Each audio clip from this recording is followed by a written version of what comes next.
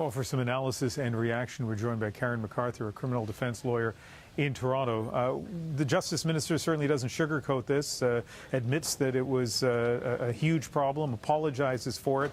Hard to believe, though, this was just 2 years ago, 2015. What's your reaction to this case?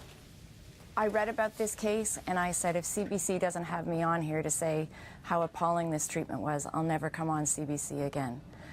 In my 27 years as a lawyer, I have never heard of such treatment. It is unbelievable and a complete lack of common sense on all of the participants that observed this. We've got the jail guards, you've got the Crown, you've got the judge, and you've got the keepers at the jail, and you have the driver of the van that had to have known about the notorious nature of Lance Blanchard's past and had to have known that he was bringing a 105-year-old victim, or a 105-pound victim in the same van as this notorious sex convict. Unbelievable. You know, you've zeroed in on one of the points that came up in the news conference when the Justice Minister met with reporters today, and she was asked a version of that question. Say, okay, look, you have the Crown Prosecutor who asked for this, you had the judge who agreed to it. Put their conduct aside for a moment, and we're going to get back to that. But as you say, you also have the sheriffs who did the transport. You have other people in the system. And so I want to play you a clip. The Justice Minister was asked, what about other people? Why didn't someone stand up and say that this was wrong? I think that's absolutely a huge concern. You know, we will never really understand what she went through in that van, trapped with the person who attacked her. And I think, yeah, I mean, this demonstrates a series of failures. So, Karen, let's talk about that. You're a defense lawyer. You are in court all the time. And so what's your message for all the people in the court system, from clerks to judges to lawyers, if they see a situation like this? Even if you're standing by yourself, do not be afraid to speak out. Stand up for what is right, even if you're just the guy driving the van. If something doesn't look right and smell right, speak up. We need common sense, and we need to treat people with decency throughout the system. This judge ought to have given this woman the opportunity to have a bail hearing, and that he shackled her up and sent her off on Friday, June 5th, 2015, meant that she stayed in over the weekend without a phone call to her mother. As I understand, her mother didn't know that this had occurred. There was no, as I understand as well, nobody suggested that she get a bail hearing, that she have a victim's rights lawyer assist her. Just a complete breakdown with our system. I'm very appalled.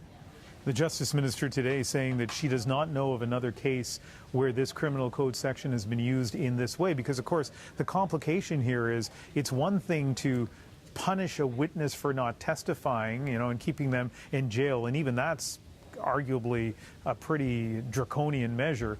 But when that witness is also the complainant, or in this case, the victim of a sexual assault, that obviously makes it far more dire.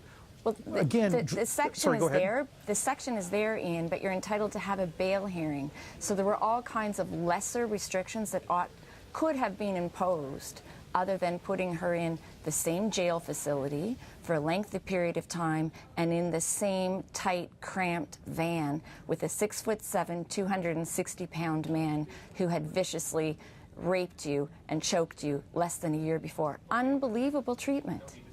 We have a minute to go, and I got two questions I want to get through and asking you. First of all, again, given your experience in the criminal justice system, what do you think should be done in terms of the conduct of the Crown Prosecutor, who is still working as a Crown Prosecutor in Alberta? I think the Crown Prosecutor should be arguing for and articulating for checks and balances and paperwork that needs to be filled out in all such situations, whether or not you're the victim or there needs to be documents that are maintained when people are shackled, and how people are housed and how people are transported. At least if you're filling out the paperwork, all the eyes and ears are adverting to the situation of confining human beings, whether or not you're a victim or not. It seems to me that if those checks and balances were in place and paperwork was being filled out, everybody would have adverted to just how wrong this is by virtue of putting pen to paper. That's what the Crown should be doing, turning this around and making it right. one last thing, the judge. What should happen in the case of the judge who ordered this victim basically into custody and in shackles? That judge should really consider that the strictures of our law state that you have to always go for the least restrictive solution. And that judge needs to consider just how he erred, how grievously he erred. And look, Angela Cardinal is not with us today. The judge needs to learn a lesson. Karen McArthur, we really appreciate you coming in this evening to talk to us welcome, about this case. You're welcome.